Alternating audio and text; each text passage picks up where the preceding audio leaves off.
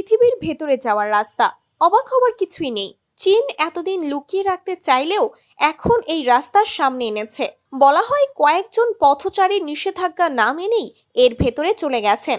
অনেকেরই ধারণা তারা ইতিমধ্যে পৃথিবীর মাঝখানে পৌঁছে গেছেন। দূর থেকে দেখছেন বলে এটাকে ছোট গুহার মতো মনে হয়, কিন্তু কাছে গেলেই বুঝতে পারবেন এই গুহার মুখ 511 মিটার চওড়া।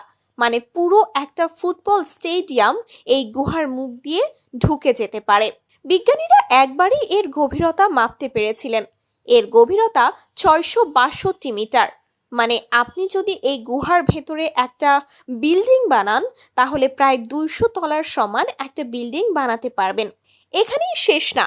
চীন সরকার এতদিন এই গুহার কথা প্রকাশ্যে আনেনি, কিন্তু এই গুহা এত বড় যে পৃথিবীর বিভিন্ন দেশের স্যাটেলাইটে ধরা পড়েছিল।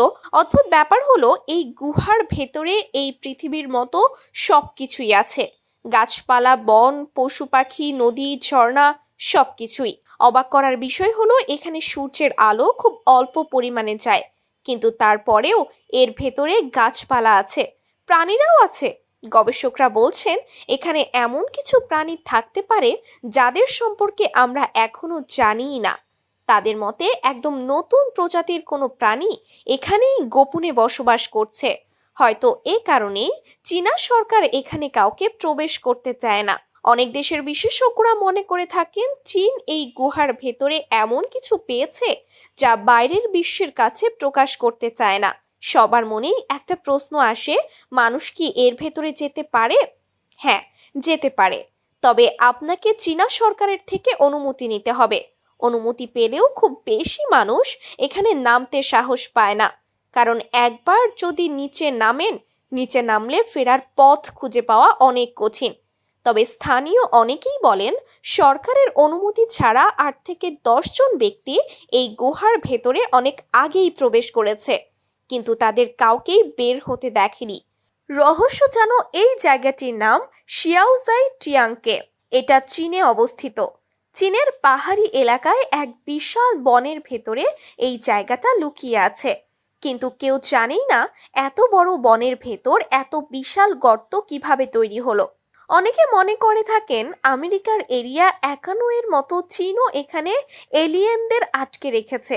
কিছু মানুষ মনে করে থাকেন এই গর্তের ভেতরে মূলত এলিয়েনদের স্পেসশিপ লুকিয়ে রাখা আছে। এই কথাগুলো অবিশ্বাস্য মনে হলেও 2 থেকে 3 বার এখান থেকে এলিয়েনদের স্পেসশিপ উড়ে যাওয়ার ঘটনা স্যাটেলাইট ক্যামেরাতে ধরা পড়েছে। চীনা সরকার বরাবরই এগুলো অস্বীকার করেছে।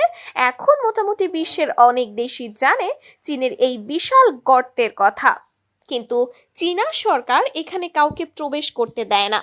অনেকে মনে করে থাকেন এই গুহা দিয়ে চলা শুরু করলে আপনি পৃথিবীর মাঝখানে পৌঁছে যাবেন। তবে এটা সত্য, পৃথিবীর মাঝখানে মানব সভ্যতার কোনো কাজ থাকতে পারে না।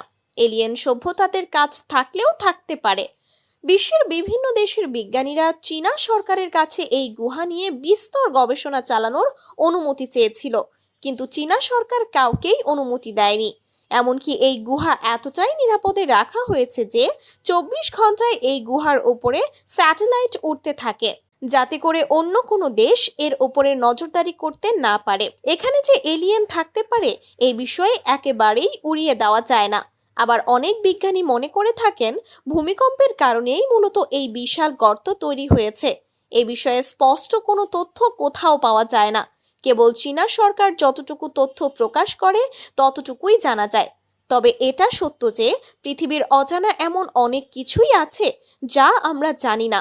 এমন অনেক তথ্য আছে যা আমাদের কাছ থেকে লুকানো হয়, আর সেগুলো যখন প্রকাশ্যে আসে তখন সেগুলোর ব্যাখ্যা বিজ্ঞানও দিতে পারে না। সে যাই হোক ভিউয়ার্স, এমন আরও কোন কোন বিষয় নিয়ে আপনারা ভিডিও দেখতে চান অবশ্যই কমেন্ট বক্সে জানাবেন। আজকের মতো ভিডিও এখানেই শেষ করছি। ভালো থাকবেন, সুস্থ থাকবেন এবং ভিডিওটি ভালো লাগলে অবশ্যই একটি লাইক দিবেন।